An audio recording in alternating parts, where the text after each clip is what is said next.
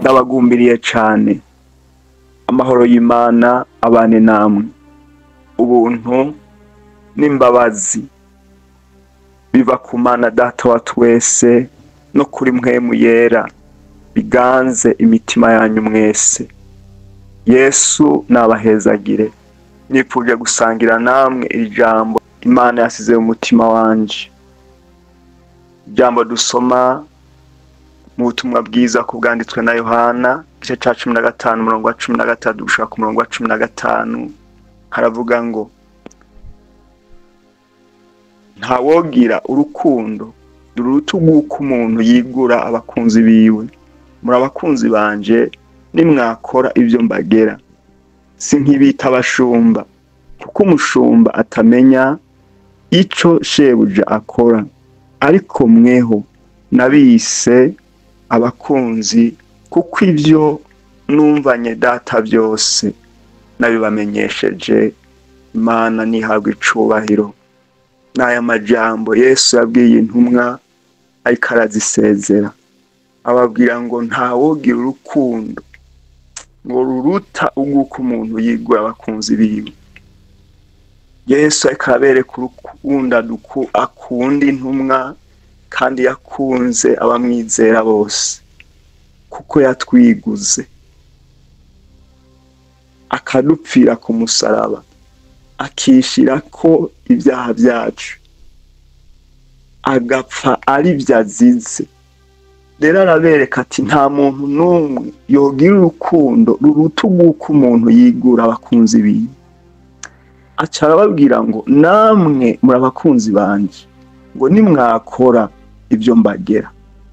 Rero hari ibyo Yesu yageze intumwa canke yageze abamukurikira bamwizeye, kandi ibyo yabageze akabategeka kubikora.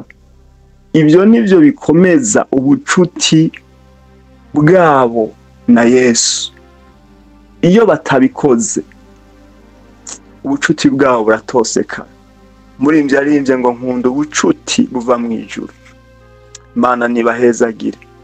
Rero acara babwira ngo si nkibita abashumba ngo kuko umushumba ntashobora kumenya ibyo shebuja akora, ngo ariko mweho nabisiki abakunzi ngo kuko ibyo numvanye Data byose nabibamenyesheje.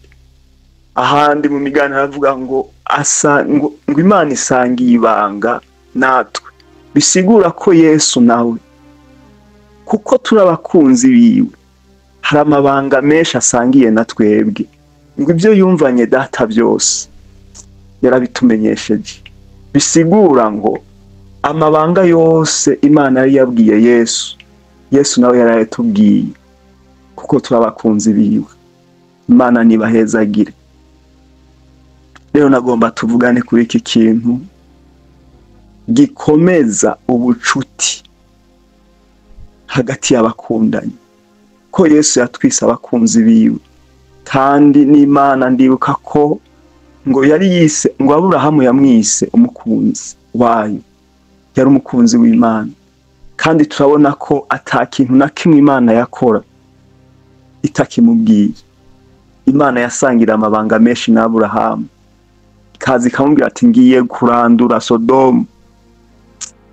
Aburahamu kuko yaramaranye igihe yihererana n'Imana, yaramaranye igihe kirekire nayo, yari yaramaze guhinduka agira umutima w'impuhwe nk'Imana. Niho yatakambira Imana arayinginga ati ndakwinginze wewe ko nzi ugororotse, ko nakumenye ukumeze, udapfa kurandurana abagororotsi n'abanyabyaha. Mbega muri kijya gisagara ntiharimwo abagororotsi? Ntubajaniranye ngo ubice. Imana iramubwira ati nukuri nimba barimwe sinokirandura. Aburahamu ahera kwijana yinginga Imana gushika kuri 5. Urumva ko yari umukunzi w'Imana by'ukuri. Rero ndagomba ngo tuvugane kuri iki kintu, ibintu bikomeza ubucuti, ibintu bikomeza ubugenzi hagati y'abakundanye, ibintu byotuma ibi bintu Yesu avuze ati muri abakunzi banje nimwakora ibyo mbagera. Hari ibintu bikomeza ubucuti iyo dukoze tukagenda nk'uko yatugeze. Ubucuti bwacu na Yesu buragumaho kandi bugakomera.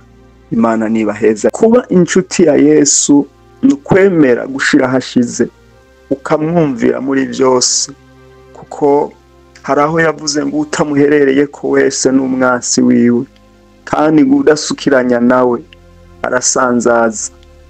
Icambere nuko umuntu yizera Yesu, hama ikintu cose amutegeka gukora akagikora, akamwumvira muri byose, aho aba inshuti yiwe.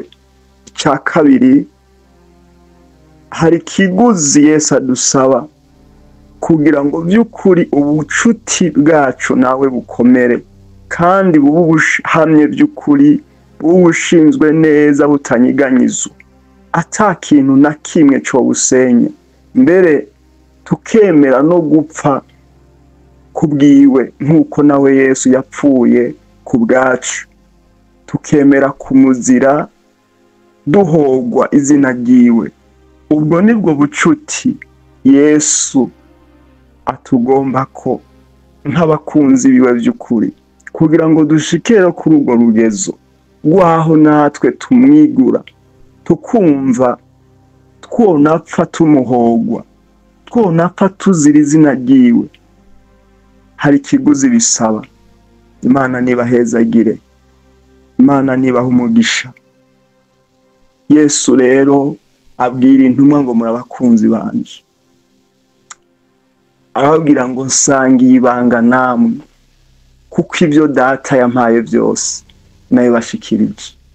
Kandi ico nico cambere kigaragaza ubucuti hagati y'umuntu n'uyundi.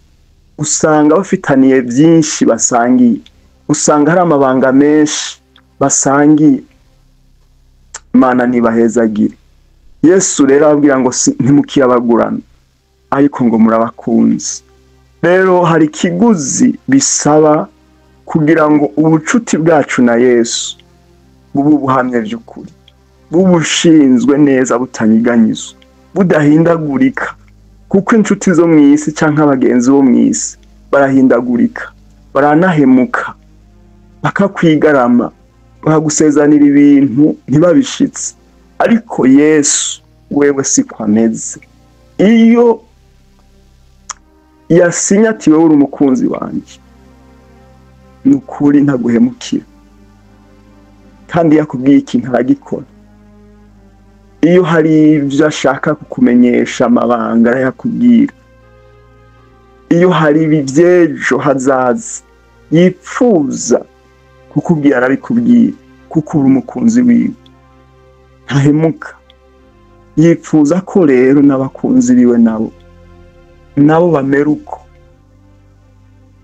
Ubucuti bwabo bushingwa neza, ntibunyiganyike, ntibubuhindagurika, ngo bamwihakane bahuye n'ibisuriranya canke ibihinda, bahuye n'imiyaga itari imwe ngo bamuveko. Ariko aragomba ko no mu rupfu niyo hoze bituma bapfa kubwiwe bopfa. Icambere, ikiguzi canke ikintu c'igiciro umuntu ashobora guha uwakunda, ari naco Yesu adusaba nk'abakunzi biwe ngo tumuhe, n'umwanya.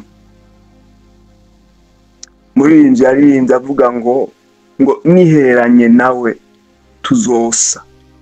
Rero umwanya ufata wihererana na Yesu bituma kuri cya kintu cyo gusangira ibanga nawe murasa, kuko nabonye kenshi y'abantu bakundanye iyo babana kenshi bakabana hafi kenshi usanga basa, usanga bavuga kumwe n'ibyumviro byabo usanga kenshi bisa ari bimwe.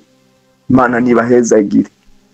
Rero Yesu arashaka umwanya munini uwumarane nawe, kuko iyo umwitegereje ukabona uko asa n'uko ameze n'uko akora, nawe birakubamwo ugasa nawe, ugatangura kuvuga nkawe, ugatangura gukora nk'uko akora, mbere uko ari mu ijuru nawe akaba ari kuri mu isi.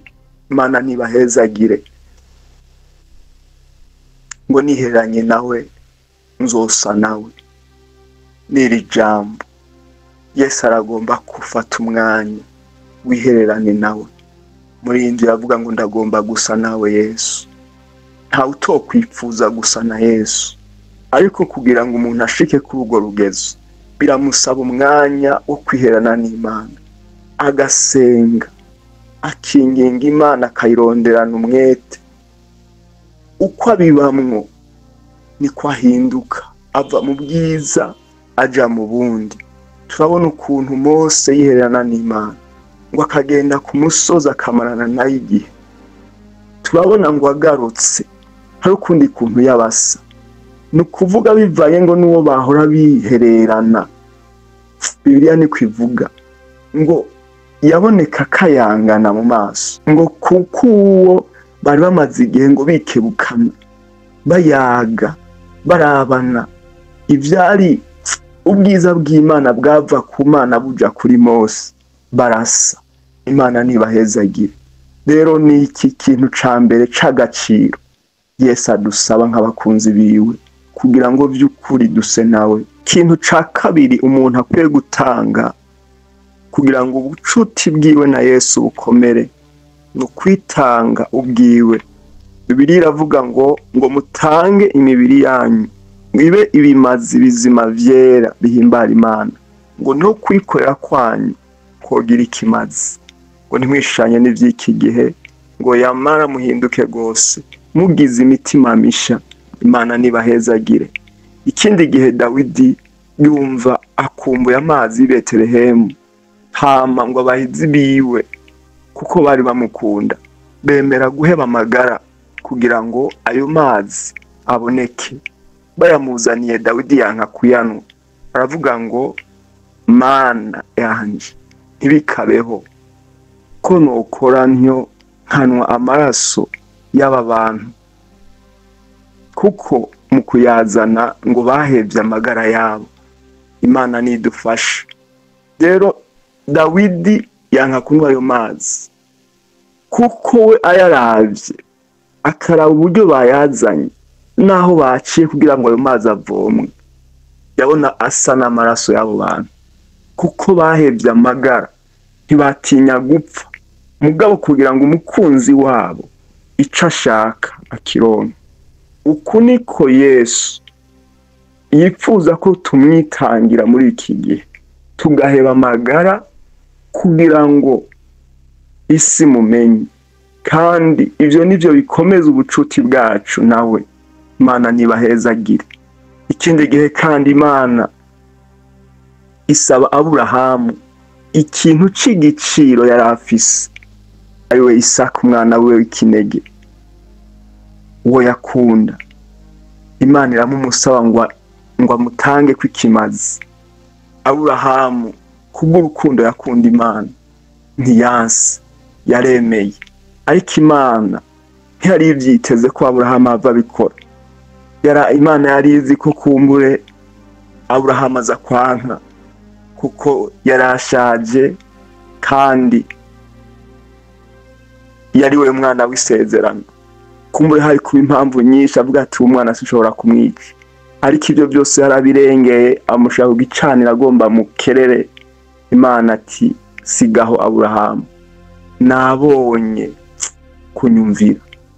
Ati rero kuko zivyo Imana icezanira amasezerano kwizomugira ubukomeye kandi ngo kwizomugwiza. Imana nibahezagire. Rero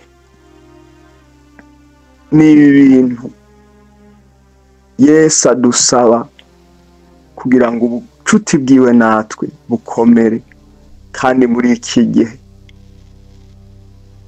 Imana irashaka ko tuba abakunzi bayo by'ukuri, atari mu majambo ariko no mu bigaragara, mu bikorwa tukaba abakunzi bayo.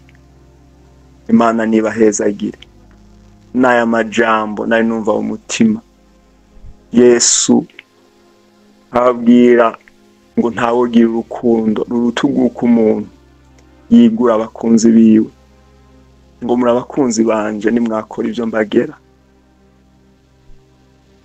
Kandi ababwira ngo si nk'ibita abashumba, kuko umushumba atamenya ibyo shebuja akora, ariko ngo nabise abakunzi, ngo kuko ibyo numvanye data byose, amabanga yose data yambwiye, ngo narayababwiye namwe. Imana nibahezagire. Rero mukundwa, sinzi ukubanye na Yesu muri iyi minsi, sinzi ubucuti bwawe na Yesu ko buhagaze.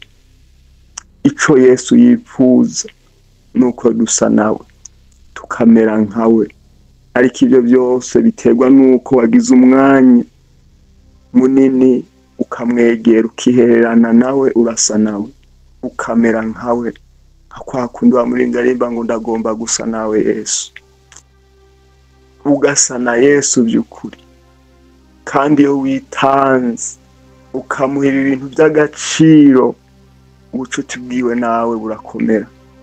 Ariko bitabaye uko, ngo witondere kandi ibyo akugera n'ibyo agutegeka, imigenderanire yawe na Yesu iratosekana. Tutangura kunyuranya nawe, ugakora ibinyuranye n'ibyo agomba. Muri ico gihe agasembwa canke ibitosekaza imigenderanire hagati yawe na Yesu birinjira. Imana nidutabare.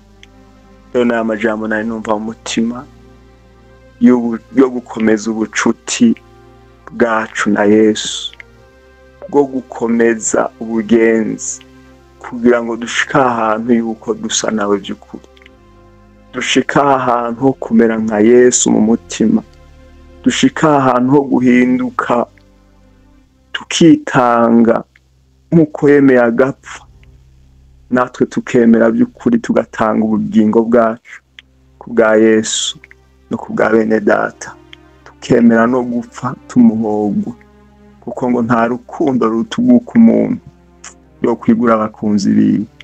Imana niguhezagire. Rero Yesu nk'uko yatwiguze, arifuza ko n'abamwizeye nabo bomwigura bagapfa bamuhogwa. Arifuza ko umuha ibintu by'igiciro ufise mw'isi, n'umwanya n'ubugingo bwawe.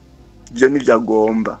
Rero bimuhaye nukuri ubucuti burakomera, bugashingwa neza butanyiganyije, kandi nta coza kibuhungabanya, nta coza higutera ubwoba, kuko uba wumva ushinzwe neza.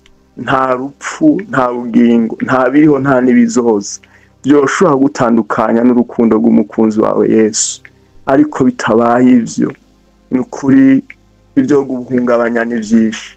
Birakwiye rero ko umuntu yubaka ubucuti buhoraho na Yesu, akiherana nawe, agafata umwanya wo kubana na Yesu, kugira ngo ase nawe ishusho ya Kristo iremwe mu muntu, ave mu bwiza aja mu bundi, kandi amuhe iki kintu cy'igiciro aribwo bugingo, ari wo mubiri wiwe, kugira ngo by'ukuri yemere no gupfa nk'uko nawe yadupfiriye.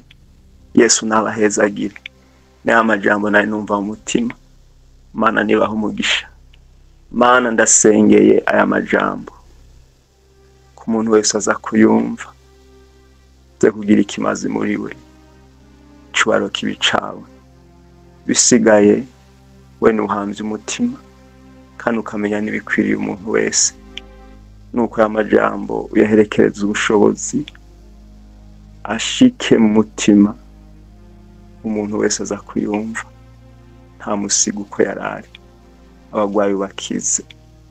Mana, umuntu wese yarara ahantu yumye umukangure, umuntu wese akwifuza kubone, abagwayi bakize, afise ibyago n'amagorwa ataramwe babera inyishu, kuko ijambo ryawe rirakiza. Mu izina rya Yesu.